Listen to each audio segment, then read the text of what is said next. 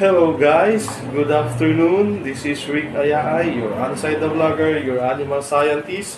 So another customer natin sa Piggery Farm sa San Jose, Batangas. So ito yung kanyang ultrasound scanner. So 2016 pa ito. So last March, binalik sa atin for subject for repair. So after 6 years, almost 6 years, na ginagamit. So, it took 6 years bago nag-malfunction. Okay, so, yun, pinadala natin, pinabalik natin sa supplier natin for repair. So, ito yung kanyang reference number, guys, to prove na ito ay under ni Bertuccio Piggery Farm. BM38136176. Yan po yung reference number ng kanyang ultrasound scanner, year 2016. So, ito, bumalik na. So, tingnan natin kung gumagana. Ito yung kanyang probe. Abdominal probe. So, makita nyo naman talagang lumang-luma na. Yan yung abdominal probe niya. So, nangingitim na siya. So, ganun, gas-gas sarado na. Okay, so, tingnan natin kung talagang gumagana siya. So, ito, yun.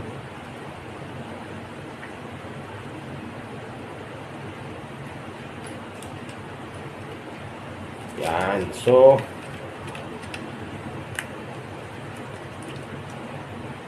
there you are. So, okay. So, makikita natin, ito yung LCD monitor. So, titignan natin yung power. Welcome. Isa-set natin.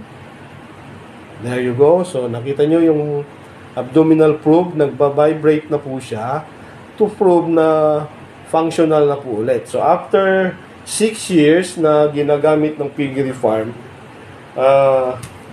ito na ulit. So, na-repair na siya. So, 6 years niyang ginamit. After 6 years, saka lang pina-repair, nag-malfunction, pina-repair na natin. Okay, dokie. So, yan, hindi naman siya namamatay. So, tuloy-tuloy siya. So, lagyan natin ngayon ng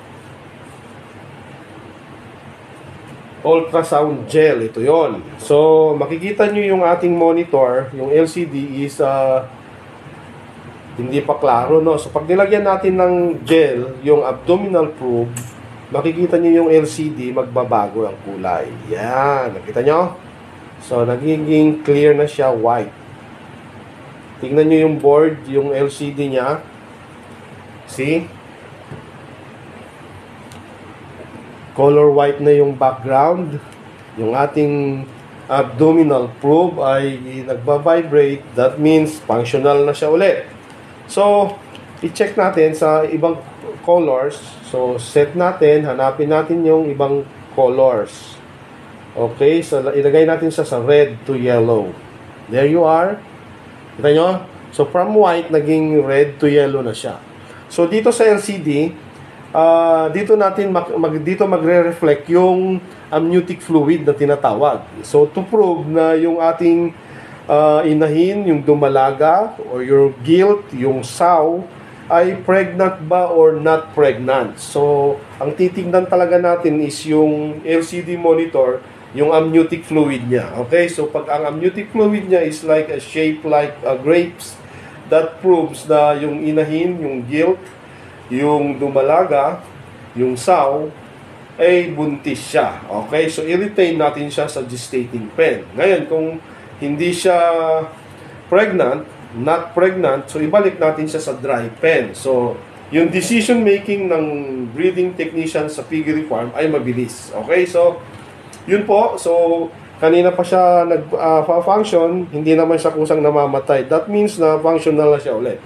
So, ready to deliver na po ito sa San Jose, Batangas kay Sir Jerry Bertuccio. So, sir, ito na po yung ating tinatawag na after sales service under ng Brackish Trading. Wala pong iwanan. Basta kailangan nyo lang po kami, lagi po kaming nandiyan. Okay po, isang tawag lang, nandun na po tayo. Okay, okay guys. So, itong model na ito guys,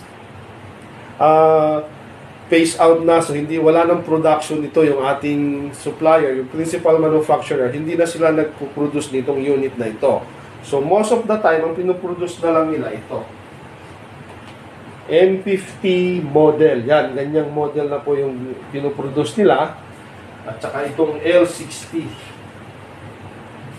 There you are. So, L60, yan. Yan po yung mga pinoproduce nila ngayon. And yung pinakabago nila, yung nasaan na yun? Wait a minute. Nawala. Ito. Yan. Parang cellphone na rin siya. Yan po yung mga bagong design. Okay, so ang model na ito, so yun po, matibay talaga ito. After 6 years, saka lang ibinalik for repair. So yan po, ibabalik na natin, delivery back to San Jose, Batangas. Okay, dokie guys, so pwedeng gamitin ito for pregnancy detection in small animals sa veterinary clinics, sa dog, sa cat. So yun po, pwede po ito. Okay, dokie guys, so ito, papakita ko pa yung ibang features nito. There you are. I-freeze natin. Set.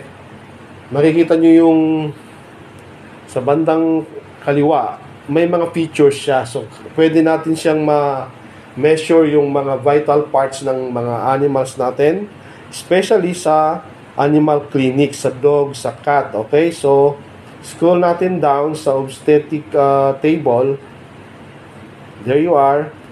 So lalabas dyan yung mga pangalan ng nakaprogram: equine, bovine, sheep, cat, dog.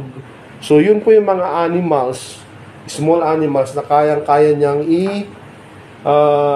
na nakaprogram dito. So pwede natin siyang i-gamitin for ultrasound scanner or i-measurement ng kanilang vital parts or mga organs. Okay, so yun po yung mga features nito. So again guys, so for your orders, please call us at 0917-561-7788 or 0932-886-7798. Look for Mr. Rick Ayay, your on-site vlogger.